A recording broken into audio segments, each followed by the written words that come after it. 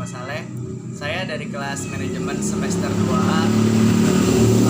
Di video kali ini saya akan membahas sedikit tentang kuis, yaitu yang pertama ada konsep dan definisi kewirausahaan Islam, yang kedua ada karakteristik kewirausahaan Islam, yang ketiga ada kasus kaum Ansor yang meminta-minta kepada Rasulullah SAW, dan yang terakhir adalah mengapa atau alasan kenapa mau jadi pengusaha. Kita langsung saja pada inti dari yang pertama, definisi kewirausahaan Islam. Kewirausahaan Islam dibagi menjadi dua kata, yaitu kewirausahaan dan Islam.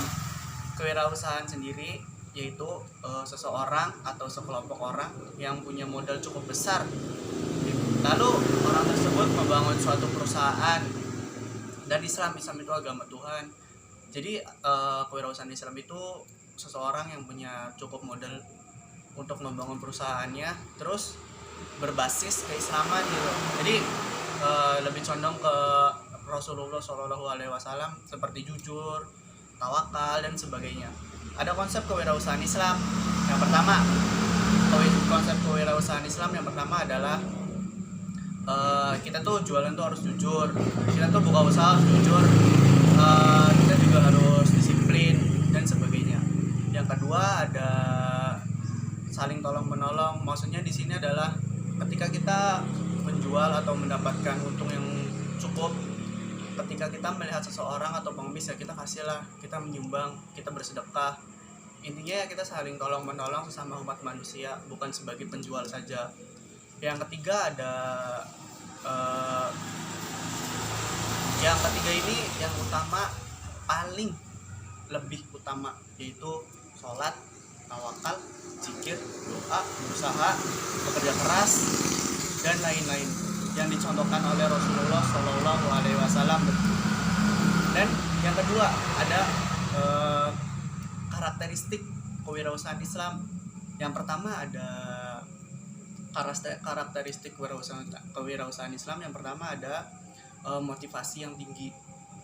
Motivasi yang tinggi yang dimaksud di sini adalah percuma kita punya motivasi yang besar, kita lebih condong ke dunia, tidak seimbang antara dunia dan akhirat, itu percuma. Mengapa? Karena ketika kita misalkan si B ini penjual ayam, omsetnya itu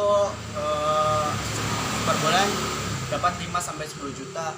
Dia tuh punya motivasinya cuman pengen punya mobil atau kendaraan, rumah yang besar, dan sebagainya. Jadi tidak balance, dia lebih condong ke dunia.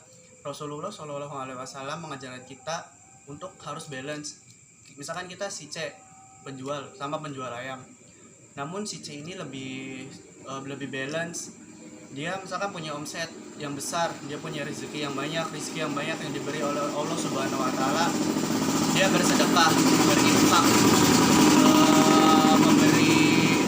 mengasih makan fakir miskin, membangun masjid, membangun pesantren, dan sebagainya. Intinya kita harus lebih imbang antara dunia dan akhirat. Karakteristik kewirausahaan yang kedua adalah kita senantiasa harus saling tolong menolong, sebab Rasulullah juga saling tolong menolong dalam usahanya. Yang ketiga ada disiplin waktu. Mengapa? Percuma dong kita kalau nggak disiplin. Misalkan kita buka jam 8, tapi kita seharusnya kan buka perusahaan jam 8, kita buka jam 9. Jadi ibaratnya kan rezeki pagi dipatok ayam. Terus yang keempat ada inovatif nih. Dari berbagai masalah atau berbagai pengusaha, kita tuh harus lebih inovatif atau kreatif. Percuma dong kita punya usaha yang besar, kita nggak kekinian, nggak kreatif, nggak inovatif, kita bakalan kalah sama pengusaha-pengusaha yang baru muncul yang lebih kreatif, inovatif. Perusahaan lama kita juga bakalan sedikit demi sedikit omset kita makin menurun, bisa jadi bangkrut. Itu. Yang kelima nih ada selalu bersyukur. Mengapa sih harus selalu bersyukur?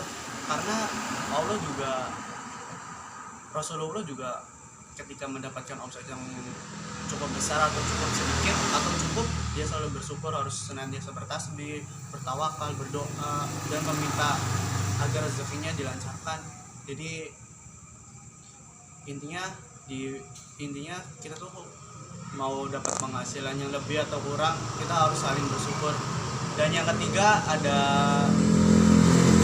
nih ada kasus kaum Ansor yang meminta-minta kepada Rasulullah SAW.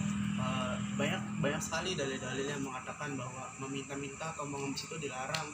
Mengapa? Karena Allah sangat membencinya. Ketika kita meminta atau mengemis, rezeki kita juga atau uang yang kita dapat itu tidak berkah. Sebab itu banyak dalil yang mengatakan bahwa meminta-minta itu sangat diharamkan.